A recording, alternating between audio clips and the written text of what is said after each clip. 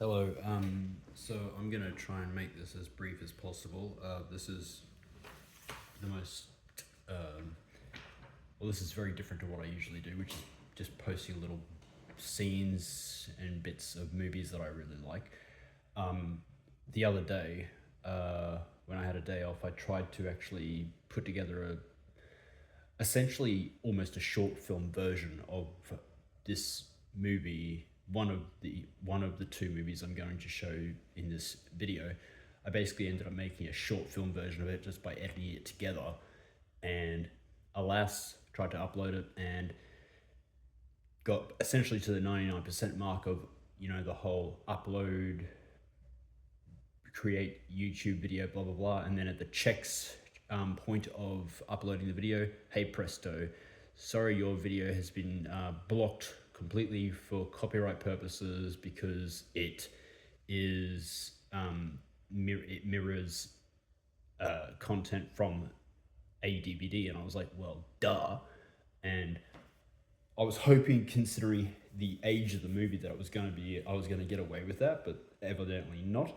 Anyway, so that's why I'm making this, because it's a movie that, quite frankly, I I watched it for the first time last year, kind of on a whim, but mostly because when I used to visit video stores back in my younger days. I'm in my mid 30s and I call myself, I refer to myself that way. But yes, I used to see this movie all the time on the video store shelves in the mystery slash thriller section. And I'll be honest, yes, I was always taken to the cover because of the, I guess, sexual nature of what was being depicted on the front. And yes, I printed this off as a black and white version of the cover because I don't actually have the actual DVD. So forgive me for the fantastic crap quality, but essentially it's called Disclosure. Michael Douglas and Demi Moore, or Demi Moore as I think, and it's called Disclosure, and the logline? The logline is "Sex is Power." So this movie, honestly, I I had seen it, as I said, like on DVD, on shelves in video stores when I was younger, and I'd never seen it because it was rated R. And so I was like, you know what?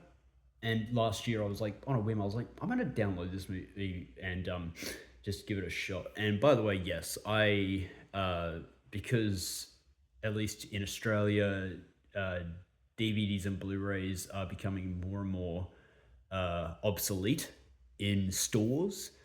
Online's really the only way you can buy them. I go to the alternative method of getting them. So yes, but anyway, I downloaded this movie last year and watched it for the first time, and I've since watched it uh, a further two times since then, and the storyline I just love. But there's key scenes in this movie that I think are so damn good, and they're so relevant, in my opinion, to today. And by that I mean, I'm trying to make this short without going too far, and I'm almost 5 minutes into it. Anyway, so the premise of this is essentially Michael Douglas's character Tom Sanders. He runs a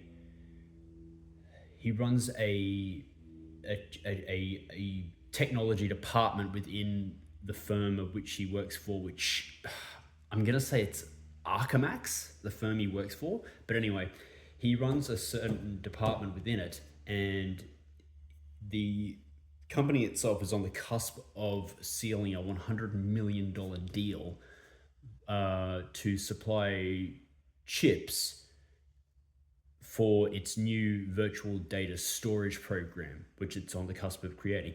And this, honestly, the whole premise of this movie, like in terms of that $100 million deal and data storage thing, honest to God, it's like,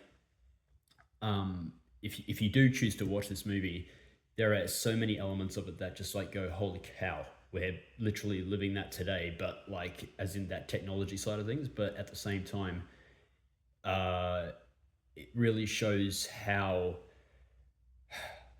I guess, ahead of the curve the imagination was of technology even back in, because this was made in 1994, bear in mind. But anyway, so his company's on the cusp of making that deal, and then the new head, one of the new heads of the entire firm, or section that one of the new bosses that oversees his section plus a number of others, is Meredith Johnson. And before he became a head of department, etc., back in the days when they were both just colleagues, they had a very fiery romance, and it's made familiar between them, like inside of the first 30 minutes from her to him, how fiery that romance was. And so anyway, she tries to essentially get how do you say it? She basically tries to get her leg up on him, essentially, because he explains to her that he's a married man. He shows her his photos of family, and she quickly tries to get back into the swing of their old ways. He tells her emphatically that he doesn't want it. Briefly considers it, but then he backs away completely. And then everything after that, regarding their sexual encounter, is just so, it's a really awesome, it's a really interesting, and how do I want to say it? It's brilliant how it flips it on its head, because there's a scene not too long after her attempted sexual engagement with him. Michael Douglas's character speaks to one of his other executive colleagues, and his other executive colleague, Michael Douglas says in the scene that when he gets together with this guy the next day after their meeting occurs, Michael Douglas says, Phil, she did everything practically short of R-word me. And then he goes, she harassed me. And then his colleague goes, I've never even heard of such a thing, a woman harassing a man. And so again, it's just one of those things that like and that like is just one small I don't know, one small little piece of how many other pieces go into this whole puzzle, or into this. And there's I guess between the two workers, they get trial lawyers involved, but they just talk across a table with company personnel in the background in this boardroom. And at one point they are discussing with a piece of evidence that will ultimately clear Tom of all potential wrongdoing, because she's claiming he harassed her after the fact.